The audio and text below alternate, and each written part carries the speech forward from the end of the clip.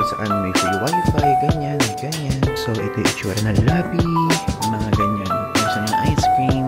Ay, ito yung itsura guys. Sabi ganyan. Tapos meron dito public bath. So, parang tapos ay meron mga iba. Hindi ko matatry ito. Hello guys! I'm back again with another video. So dito sa video na to, isi-share ko sa inyo ang ating accommodation or first accommodation dito sa Tokyo sa trip natin na to. And actually, ang accommodation ko na pinili ngayon ay isang capsule hotel na kung saan hindi siya pangkaraniwan na capsule hotel lang. Di ba usually ang mga capsule hotel na nakikita natin parang bunk bed na may cortina, ganyan. Pero ito, kakaiba po ito. At ito ang first cabin. Actually, napakadaming branches nito sa Osaka, sa Tokyo. Hindi ko lang sure kung mayroon sa Kyoto at Fukuoka. Pero i-search nyo na lang sa website nila. But ito po ay sa First Cabin Ichigaya. So yun, sa Tokyo area siya. At ito yung napili ko dahil at the same time na napakalapit niya ay mura pa. And then siyang tatlong option. So since First Cabin, word itself, nakita niyo parang cabin, parang eroplano, ganyan. So dito po, meron po ditong economy class o yung pinaka basic, tapos merong business class, yung gitna, at merong first class. Actually, gusto ko sanang kunin yung first class dito sa first cabin, pero hindi na siya available. So, business class na rin napunta sa akin. And okay din naman yung economy class. So, ngayon, tara, papakita ko sa inyo. Ayan! So, ito po ay nabook ko po ito sa Agoda. So, yung link is nandyan sa ibaba. But if ever kung gusto nyo magkaroon ng extra 5% of discount, pwede nyo ito i-book sa Klook. Okay? First Cabin Ichigaya. Actually, bubulong na lang ako kasi syempre, capsule hotel to, bawal maingay. Hindi natin to solo room. Bukas. So, ito yung itsura ng lobby. Tapos, ito yung itsura ng front desk. And actually, dito, meron diyang mga toiletries na pwede niyong kuhanan. May hairbrush, may earphone, may toothbrush, may razor, may wash towel, tapos may earplugs. Tapos guys, dito 5 o'clock ang check-in dito. Kaya 5 o'clock pa ako nakapag-check-in. And though, 4:40 na, mga ganun. Pinayagan naman ako mag-check-in. At maganda dito, hindi siya pangkaraniwan. Maganda talaga. Tapos yung check-out 10 AM. Hindi siya pangkaraniwan. Gayon, take note of that, okay? Yeah. It's the same. Please question from hotel 1 to please okay, travel only. Yeah. Okay, so pinapa-fill outan ako dito. Tapos occupation. So, your room is clear already. Okay. Do I need to sign? Yeah, no. Name only? Yeah. Okay. Tapos bayad na pala to. Good, good. Yes, thank you very much. Thank you. Yes. So here's the Wi-Fi password. Yeah. Okay. This is the front desk. This here. Front desk. Yes. Main area is please go to the left side. Turn left. Turn left. There is the automatic door, and there is the card reader left side. Please attach the key, also open the door. Okay. And turn right, turn left. This space is there is a public bath and shower room, wash machine. Okay. If you use a public bath and shower room, and please bring the towel to your room. Okay. Yes. And travel to here, please pick up from here. I can get it. Yeah, it's a free. And every day, public bath is 10 AM to 1 PM. It's a closed. Okay. Yeah, it's a clean time. Okay. Shower room is anytime. Okay. And the next week, please bring this information in the room. Is it okay to bring this? Yeah. Okay. And we cannot clean up room every day. No Also, worries. in the tomorrow and next day, it's only the change a new towel and the slipper. Okay. Yes, every day housekeeper is put the in front of the room. Okay. And Okay. yeah. Okay. And do you have a big baggage rack? Yeah. So, dadalhin ko information para sasabihin ko sa inyo. Though mamaya, gagamitin ko na itong mic. Kasi hindi na pwede magsalita dun dahil tahimik naman dapat. Okay, so ayan o, tignan nyo. Meron ditong area na ganyan. Though hindi to free ha. Tapos dito, meron ditong area kung saan ay pwede kayo dyang tumambay. Ayan, free wifi. Pwede mag-study. Tapos ayan o. Meron ditong mga ganyan. Kung gusto nyo ng ice cream. Tapos, vending machine for this one. Diba? Mga grilled rice ball, takoyaki, stir-fried noodles, tas yan. Tapos dito sa area na to is smoking area. Ever, kung gusto nyo mag-smoke dyan. Tas ito, may vending machine. Kung gusto nyo ng ganyan. So ngayon, pumanik na muna tayo. Check natin. Ito. Ayan. Pumanik tayo dito. So, automatic to daw. Ayan. Ayan, papasok tayo. Elevator. Ito yung CR mamaya yan.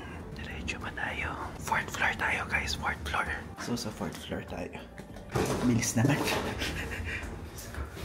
4th floor. Okay? Hindi pwedeng maingay kaya bubulong lang ako ha. Magtiis kayo dyan. Ito. Wait. Ito dito. So, 4A06. Wait lang. Oh my God. Ito pala yung itsura. Oh my God. Ganito. Ito. Ito yung first class. Ayan yung itsura. Ayan yung first class. Oh, so dito yung luggage. Buti may space pa ako dito. Ilalagay ko muna yung luggage.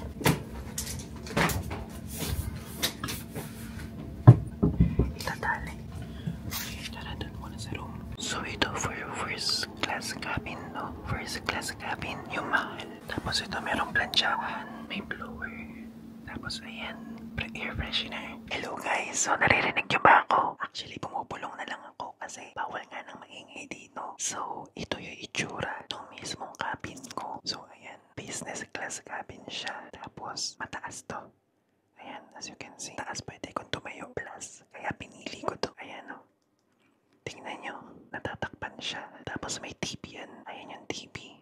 Tapos, doon sa front desk, doon ka kukuha ng mismong mga earphone, mga razor, ganyan. Tapos, tingnan nyo to. Tingnan nyo.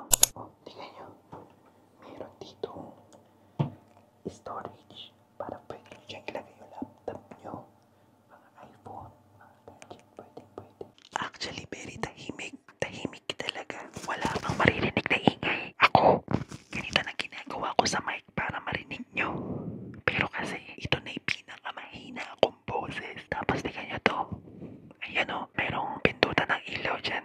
Kapag pinindot nyo yan, bubukas yung aircon. Tapos ito, ayan, nakikita nyo, merong saksakan dyan. Tapos may lalagyanan ng earphone kung gusto nyo. Tapos, ayun yung kontrola ng aircon. Ayan, tingnan nyo, may saksakan dyan. Tapos, ito yung kontrola ng aircon. Tapos, kontrola ng ilaw. Tapos, ayun o, di ba may emergency button. Tapos, meron dyang pa-lampshade. Tapos, may pa-tissue. May pa-TV controller. Tapos, aircon. Tapos, may provided sila na chinelas. Mayroon ding wifi dito, guys. Kaya lang mamaya ko sa inyo i-explain. Di ako makakilos ng mabuti. Dahil, ang tahimik talaga. Wala talagang kahit anong maingay. Parang ako lang talaga para sa inyo. Wala ako naririnig. Ayun guys, so ngayon itutour ko kayo dito sa mismong hotel bago natin hindi magawa kasi ngayon it's already 11 AM and medyo yung mga tao nasa labas na. Let's go. Tingnan nyo, ayan yung itsura. Ayan yung itsura guys. So tingnan nyo, ganito yung itsura kapag umaga dahil wala na mga laman. Tapos ito yung CR. Ito yung CR actually. So ayan. Ito, dalawang toilet to. Tapos ito urinal. Tapos ito lababo. Tapos ayan. Ito yung pinaka. Parang CR din siya sa mga shopping mall. Tapos may dyan tissue. Meron ka para kapag magtututbrush kayo. Tapos may foam soap, may blower. Tapos ayan, may tapunan dyan. Bawat floor may ganyan. May pambabae na floor. Tapos may panlalaki na floor. Tapos, yung floor ng pambabae is nasa pinakababa yung ganito nila. Tapos mayroon ditong public bath.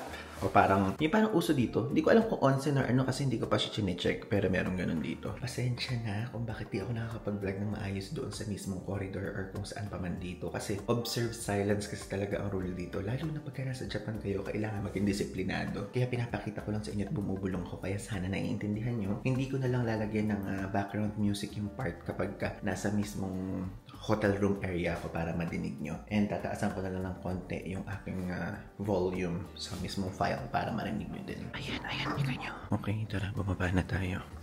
Meron naman dito ganito. Meron namang mga tapunan ganyan for plastic bottle, burnables. Click mo lang yan. Ayan. May hagdan if ever kung gusto mo. Tapos ito yung legend. 4th floor, cabin room, lavatory, restroom. 3rd floor, ganun din. 2nd floor, ganun din. Tapos 1st floor, andun yung cafeteria. And ayan, coin laundry, and etc. Natry ko na itong coin laundry. Hindi ako nakapag-video. Pero super legit. 500 yen lang siya. Wash and dry na. At yung pagkakadry niya, talagang mainit.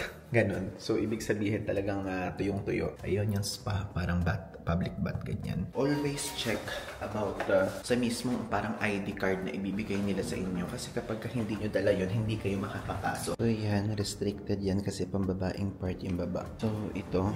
Yung sinasabi ko sa inyo na dapat meron kayo. Yung ID card na to. Parang key card siya para makapasok kayo. Tapos, ayan, tignan nyo. Meron dito area ng vending machine. Then, ito yung mga range ng prices. 120 yen yung inumin nila. Tapos ayan, meron mga iba't iba. Hindi ko pa natatry ito. Pero yung iba kasi dyan matatapang, kaya hindi ko tayo. Tapos ayan, mga fruit juice. Ititignan yung presyo ba? Yan. Yan, tapos may kape din sila. Ito mga hot kasi naka-red. Tapos dito sa side na to, Bernables. Tapos ayun, may ganyan dyan. Ito yung men's pa. Diyan yung pangliguan na public, tapos private, tapos andyan na yung toilet. Tapos ayan, meron ditong lounge area. Tapos ito automatic door to. Yan. Diba? Wow, para tayong pupasok sa ibang dimension. Ito din, automatic din to. Pink. Pero kapag kapapasok kayo, hindi automatic. Kailangan i-tap yung card nyo dito for privacy. Try natin. Yan, ganon. Para bumukas ulit. Though, na-video ko na sa inyo yung part na to, pero uulitin ko lang ulit. Ayan yung itsura ng baba. Kasi nung unang araw na binidyo ko to parang hindi ganun kadetalyado. So, ayan. Mayroon itong area kung saan may free wifi, ganyan, may ganyan. And actually, ito detox water. Kung gusto nyo ng detox water, inom tayo. Sige, kuha tayo.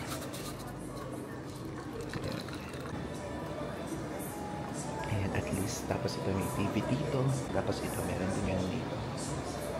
As you can see, ito yung smoking area nila. So, pwede kayo dyan mag-yossi or mag-vape siguro. Tapos ito, meron din itong ibang vending machine pa. Tapos ito parang puro beer siya. Hindi ko pa kasi ito natitikman. Doon wala din ako sa mood na tikman siya. Tapos ayan, tingnan nyo. Meron ditong saksakan sa ilalim kung gusto nyo mag-work. At mabilis yung wifi nila ha. Mabilis. Tapos ayan, mga coffee. Kung ayaw nyo yung nasa machine, pwede dyan. Tapos ito, tingnan nyo to. May mga pasta. Ayan yung price Ito. 600. Puro 600. Pinakamura is 450. Tapos dito, ayun. Yun lang naman yung gusto kong ipakita sa inyo. Then ito, nuts bar. 600. Yan siya. Though, hindi ko alam kung gaano kadami. Pero ganyan. So yun. Yun lang naman so far yung meron dito sa cabin o first cabin Ichigaya. And actually, pwede ko na sabihin nga yung review ko kasi nakailang araw na rin naman ako dito. So far, nagustuhan ko yung part dito kasi very, very private siya. Merong mga ganun. Merong mga parang curtain na pwede mong ilagay para hindi masyadong public na public. And alam nyo, nag-research kasi ko bago ko to i-book ng isang capsule hotel or hostel, kung ano pa man tawag dito, na yung tipong nalalak talaga yung mismong capsule. Parang ganon. Kasi ganito, sa Singapore may ganyan, sa Hong Kong may ganyang type, tapos sa Thailand, di ko sure kung may ganyan, pero ganyan yung hinahanap ko talaga dito sa Japan. Pero, wala akong nahanap at nakabasa ako ng isang article na parang according sa law, yun dito sa Japan, na kaya pala hindi ganon, wala kayong makikita na nalalak talaga yung mismong capsule. Is parang batas dito na bawal. At the same time, disiplinado naman sila, kaya safe naman. Safe and secured naman kayo dito. And meron namang mga CCTV. So yun, if ever is pwedeng-pwede na kayong umasa sa capsule hotel kung nagtitipid kayo. At yung verdict ko at yung review ko sa capsule, okay siya. Though, may capsule hotel na natry ako sa Osaka. Medyo madami siyang toilet. I mean, medyo madaming, what do you call this? Shower area. Kaya lang dito, dalawa lang per floor. Ewan ko kung doon sa pang babae, kung dalawa lang talaga. Kasi hindi kami pwedeng pumasok doon. So, yun. And, hindi naman kayo matagal mag-iintay if ever kung dito kayo mag-check-in kasi mabilis lang naman maligo lahat. So, yun. Kung gusto nyo, kung nainit kayo, mag-public bath kayo. Pero, hindi ko option yun. Doon ako sa private bath. Tapos, yung toilet, okay naman. Lahat Japanese technology. Provided nila yung pantulog nyo, gabi-gabi. Tapos, yung mga toiletries nyo, pwede nilang i-provide. Okay? So, if ever, kung gusto nyo po ito i-book, is i-book nyo siya through the link below, Agoda or Klook. Kapag ka sa Klook, kung may availability, you can use my code PaulIvan5 off para magkaroon kayo ng extra 5% off discount. Okay? So, dalawang link yung ilalagay ko dyan sa baba. Isang Agoda, tapos isang Klook. Okay? Kasi that time na nag-book ako, is hindi na siya available sa Klook. But I'm still putting the link below para maka-discount kayo 5% off. So, yun lang po. Kung meron kayong katanungan about dito sa first cabin Ichigaya, i-drop nyo lang dyan sa ibaba at sasagutin ko kayo, okay? Maraming salamat. I hope you guys enjoy dito sa ating video for today's video, okay? Mag-subscribe kayo at follow nyo ako sa aking Instagram and TikTok account. If ever kung meron kayong katanungan, sasagutin ko kayo doon, okay? So, yun lang. Thanks!